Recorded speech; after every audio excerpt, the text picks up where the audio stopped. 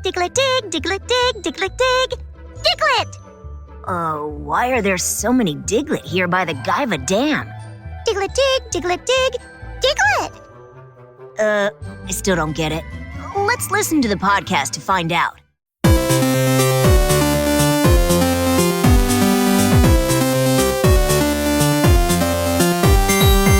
Hey, I'm Veronica Taylor. And I'm Rena Taylor. And this is The Trainer's Guide. Today's episode, Dig those Diglett!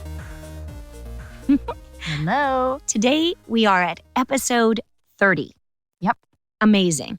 I can't believe it's flown by so fast. I know. I was trying to make a joke about 30, but there's something funny. I was going to say something like 13 going on 30, but it has no context. I'm glad you decided not to say it. Everybody just laugh. Just pretend I made some really witty, funny remark. Oh my gosh. If only we were lost in the mountains, just like our trio. I know. Our Doug trio. Doug trio. Ooh, very timely. Yeah, I love that at the beginning of this episode, the announcer basically just says, they're somewhere in the mountains. And that's basically where they are. It's exactly right. They're in the mountains, surrounded by mountains, looking for a road out of the mountains. But in order to go forward, they have to go through the mountains. A mountain. And they don't know which Fuchsia Gym. mountain to go through. Which is part of this dilemma. But, they figure it out in the end.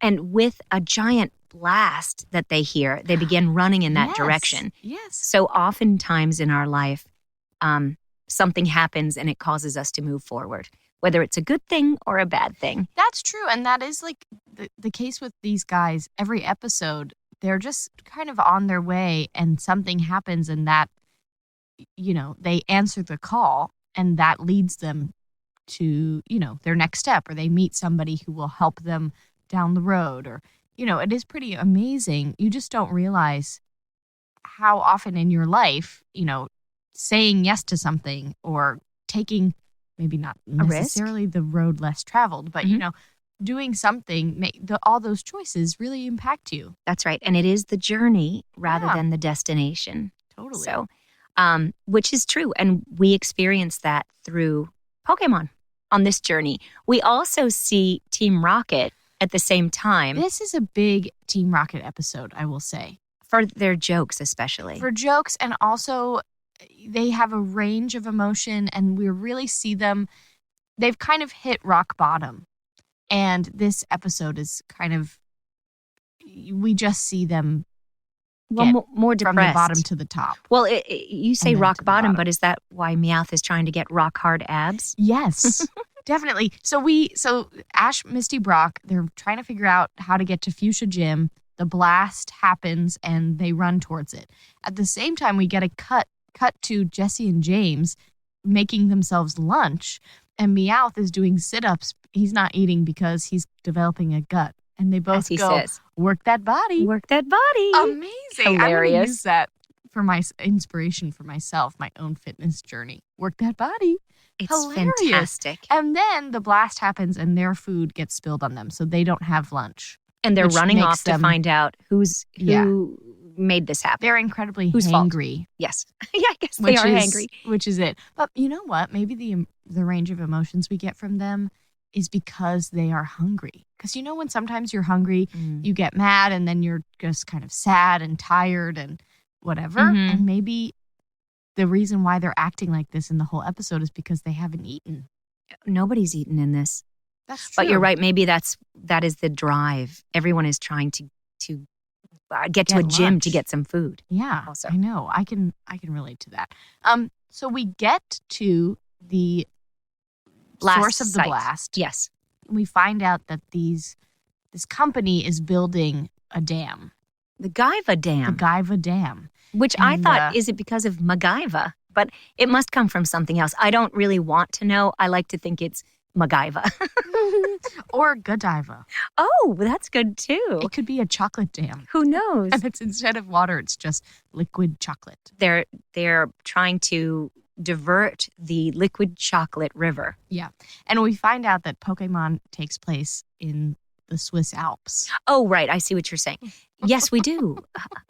Just kidding. Anyway, so they're building this dam. Right. So but all of the construction trucks I choose you. Oh my gosh, we should be doing this in public because we have too many tangents. So anyway, the construction trucks have a gigantic pileup, a huge car accident, essentially. Yeah. I'm not sure why that happened. I think because the Diglett are underground, and so they cause this mini earthquake. Rift. Yeah, mini earthquake. So you know what I did? All the trucks pile up on each other. And it's very bad. Yeah, like a mini earthquake. Yeah. And but the Diglett are everywhere, and they're popping in and out of their holes, just their heads popping in and out and up.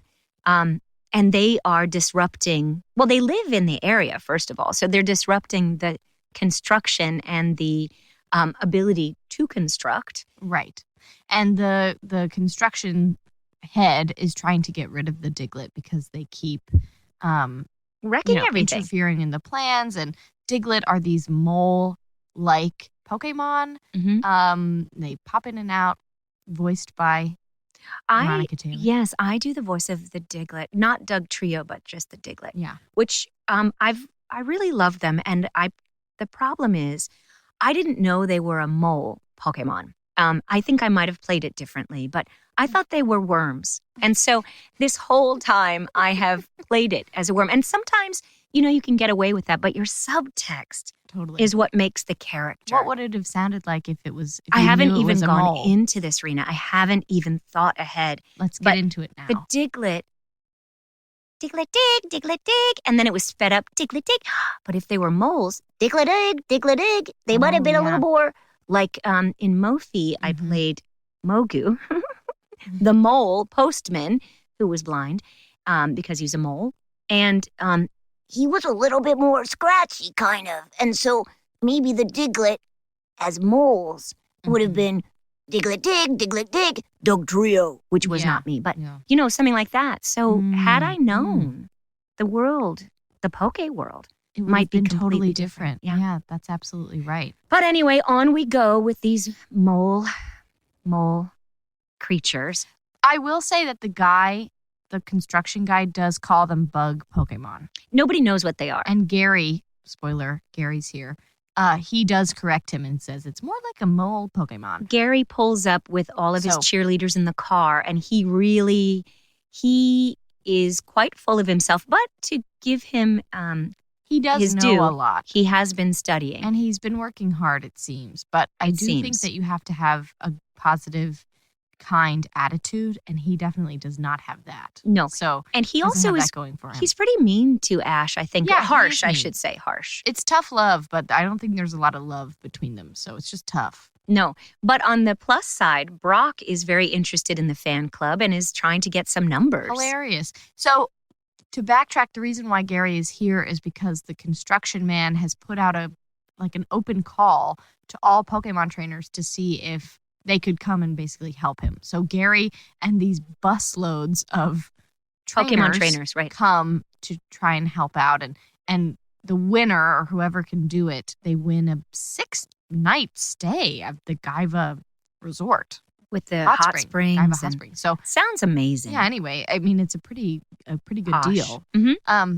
But you can tell with that kind of reward, it's going to be very difficult. Yes. So flash forward now, we're trying to figure out how to eradicate the Diglett. Yes. And Gary, of course, is like, step aside, losers. I'm going to do this. And he throws his Pokeball, and the Pokemon doesn't come out. Right. And then eventually all of the Pokemon trainers throw their Pokeballs, and they pile up. Yeah. None of the Pokemon will come out of the ball. And the Diglett very kindly return the balls to the trainers, and they're very nice about it, but none of the Pokemon want to battle the Diglett, which is weird. They are very worm-like in that they burrow underground. Yeah. Okay, mole-like too. Okay, you got me there. But they burrow underground and return the ball, which is kind of floating on top of the dirt mound that's moving. Yes. Okay. So, but also Gary, we get a glimpse into his training style, and every time he throws the Pokeball, he gives it a kiss, and then it's fascinating. He's like, here's my best Pokemon, and he goes. gives it like 4 kisses before he throws it. Doesn't work. No, it doesn't. But maybe it does in a normal battle. It's very weird. For the spinoff, the Gary spinoff. Yeah. But the only people watching that would be the cheerleaders. His fan club, yeah. Who I think this time, because you were part of the fan club. There was a lot. I think it was. But I think it in was this Megan, episode, Rachel, and me were all the cheerleaders. I think in this episode it was mainly just Rachel. I thought I heard more Megan and me underneath. So I think it was all. Okay, well. We only hear what we want to hear. That's true. And meanwhile, Team Rocket are like, well, we're Pokemon trainers too, so we could get in on this scheme. Mm-hmm. And then they immediately get depressed because they don't have any Pokemon other than coughing. I mean, yes, wheezing. Coughing and Ekans. And Ekans. Yes. And they're like, we just have them. And then they go, well, we could, do a scheme, but they never work. And they're like, oh, they never work. And then they start to cry because basically they never win. Well, they're deciding to do induced evolution. Yeah, and that's their plan B, is to do induced evolution with their Pokemon, which, is risky. True. But then they decide, there's some kind of a strange thing. They're talking about it and they're crying.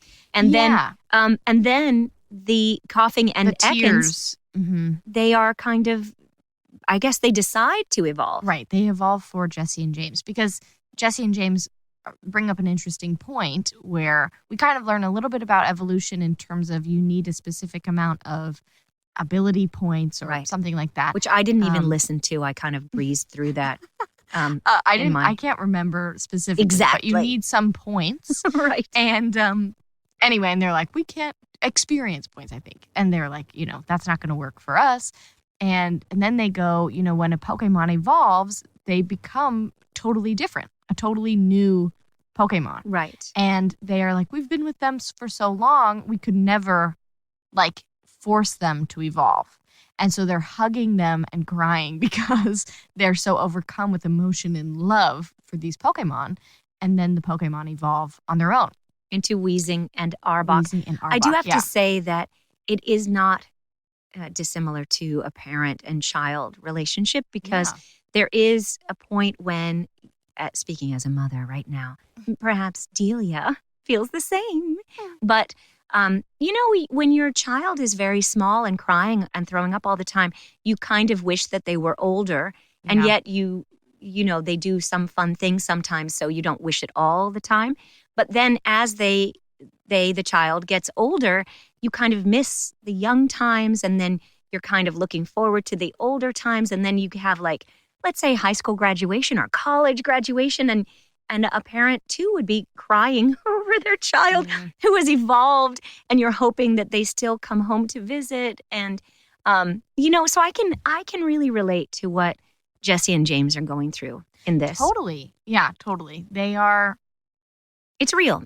There's so many real moments in Pokemon that we all can take with us. And I think you could say the same for your pet too, although for the most part, your dog does come back all the time, and does hang around and still does like you. And the bigger it Cats gets, too. It just becomes more and more itself. It Cuddly. doesn't really change being fully. But no, but Pokemon I wonder if can. if a Pokemon evolves, it changes, but maybe just in its personality. It would still remember who you are. Well, look, right? Look at Charmander is small and cute and Charizard is not. So that, I think you could say the same for a toddler and a teen. Yeah. But they don't forget you. No, it's not like you're meeting a totally new being. True. Right? I'm just asking. I think true. I think so. True. Right? Yeah. True. Just my acting exercise. Yes, I agree. So anyway, they get into a battle. Well, are we going to get to that part yet? Have I skipped too far ahead? You skipped to the end. Oh. We're almost to the end. Don't worry. But basically, Gary and the other trainers leave because they go, this is lame. And if we're not going to catch anything, we're getting out of here. And if we can't battle, this isn't worth it. So they leave. And again, Ash. This is the whole thing. Gary is about end result. Totally. Ash is about working through things and finding new solutions. Exactly. So Ash, Misty, Brock are hanging out in the hot spring because I guess they got the reward because they were the only ones who stayed. Or, you can go soak in a hot spring anytime you want. But they said we got it in for free. So I think they got the reward package. but they didn't stay for 6 days. Anyway, so whatever. So they are in the They're having a hospital. soak. They're soaking it up, and they're like, yeah, Pikachu, why did none of the Pokemon want to battle the Diglett? And so Pikachu, And guess Diglett, what? The Diglett show up they pop up at the hot springs, at the hot and springs. Pikachu goes running after them. So they all follow the Diglett, and we basically find out that the Diglett and Dugtrio, the evolved form of Diglett, live in this mountain area. And they are digging holes and planting trees and Other I flowers guess and plants. we are led to believe that perhaps they are the cause for the whole, mountain range valley area being so beautiful. So they're kind of in charge of keeping the forest and whatever. They're the gardeners alive. in a sense. Yeah, they're the gardeners. And so they're like, oh, wow. And if the dam was built, all of this would be underwater. What we found that destroy the dam would the whole divert the area. water through. Right, or something. Yes. And so the main construction man realizes this and goes, oh my gosh, if this were to be built, all of the Pokemon living in the area would be destroyed. They would be displaced. They wouldn't live here anymore. So he goes, this cannot happen. I'm canceling the project. I've learned my lesson, whatever. So very dramatic. And then the battle. Because then Team Rocket come. You're right. And they're they try to presenting fight. their new Pokemon. This is my favorite part. Yes. They're like, we're here to battle. And Ash goes, we don't have time for this right now. And they're like, well, we do. And now, for the first time on TV, presenting our new Pokemon. And Weezing and Arbok. And they do this whole thing. They're wearing all these like kimono outfits with the fans. And It's it's great. so hilarious. Anyway, so they try to battle. With and it's- Charmander, Squirtle, Pikachu. Bulbasaur. Yeah. And it's going kind of well. I mean, they are pretty good. True. Pretty powerful. And then Arbok and Weezing go underground, which is not a good move for this specific patch of Earth. But then the Diglett come and basically Carry them all away carry them away. on this kind of wave of dirt. And it's so funny because then they're like, we're surfing hang 10 or something. And they're just, They say cowabunga. yes, like it's so Yeah. funny. And they crash into the dam and that's basically it. And as Ash says, Team Rocket just can't get a break, I which know. is true. Yeah. And they never learn, which is so true. And they still haven't eaten. True. That's true. So it's just like so sad because. Well, they're all hungry, but they don't need as much Yeah. food as the rest of us do. No, and when you're working, when you're doing stuff, Evil. you can kind of forget. You're in the zone, but A big point feel bad. here, I think, in real life is that there are many projects like this, construction projects, that they do not take into account the environment and what damage it can do to the flora, the fauna, everything living in that area, that you can't just go in and tear it all up. Like in this, the Diglett live there and they keep just trying to eliminate them Right. instead of figuring out how to work around them or with them to create something that, we can only assume that the dam construction was needed, but perhaps I it don't could have know. gone somewhere else. So this is one of those things it's real life where you have to take into account what you will affect by putting in this change. Yeah. And working with, it's the same as in your community. Mhm. You work within your community to bring about change. And you Yeah. can't just say, this is what we're doing. And I think too, like the Diglett are resisting, right? And they're putting up a fight. And Mhm. instead of trying to understand where they're coming from and make compromise, with them, the construction people are just like, get rid of them. They're causing a problem. They're being destructive, Right. blah, blah, blah, blah. And I think that's the case for a lot of things, even, what things that are going on right now. People who are resisting to think movements that are happening that are movements of resistance all over the globe. Sometimes people just see that and go, oh, this is horrible. And then, just Try to- denounce it right. immediately. But I think the important part here is, the Diglett are standing up for their home. And if the construction man, because I don't think he has a name. No, but If- great performance, but I Yes, don't think he has a amazing. name.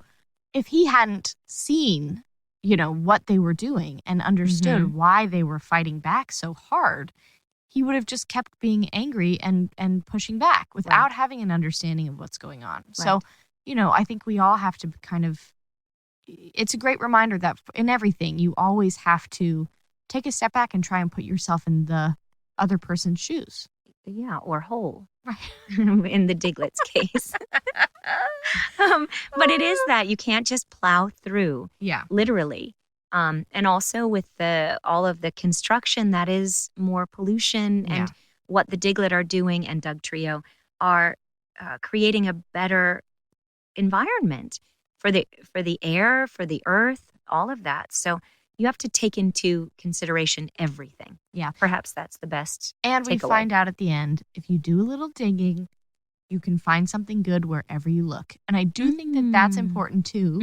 Mm-hmm. Ash goes, this trip wasn't a fail after all. Mhm. Like we still learned something and we helped somebody. And I think that's something that we always try to do when we're traveling. I think that's something that we always say is there's something great at everywhere you go. That's you just right. have to look. In some places, you have to look deeper than others. Yeah. But I think, you can find something great everywhere. And you can always find somebody who needs your help or something to do. I don't know. I think it extends to basically all aspects of your life. But You have to open your heart and let them in. exactly. Is the whole thing. I mean, but it is about listening and taking in the environment. When we travel, we try to go to farmers markets or, even flea markets if we can. But those kind of things are community driven. You see the farmers who have grown the food that you're going to eat, and you get to talk to people about what's happening, what changes are happening with the climate and how that is affecting the food that's growing, how it's affecting their business. All of those things, you have to actually open your heart and let people in. Mhm. Listen. And I think that that's where the difference comes in between Gary and Ash. That's right.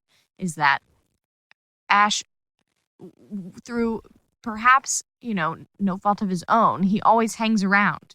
He's always kind of around and seeing how they can help. And Gary is thinking about himself. And, That's it. he has a goal.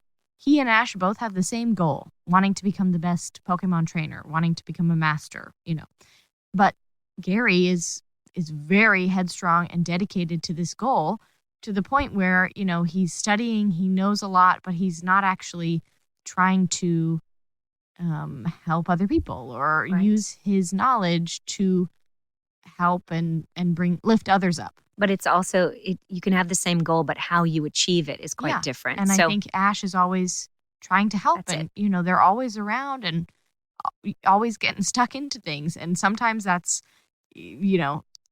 a bad thing at the beginning, but it always works out in the end. So, ultimately we learn that you become a better person through how you are living and helping. yeah, exactly. And with that, I think this is a good time for the Poke Wrap Up. Where we hear from you, the Pokemon community. We asked you to send in your Pokemon stories, memories, and inspirations. And here is one of this week's. This is from Katie, 12 years old, in Ferdinand, Indiana.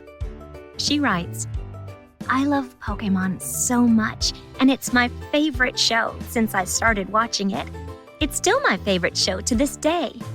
The first thing I notice about most shows is the voices that the characters have.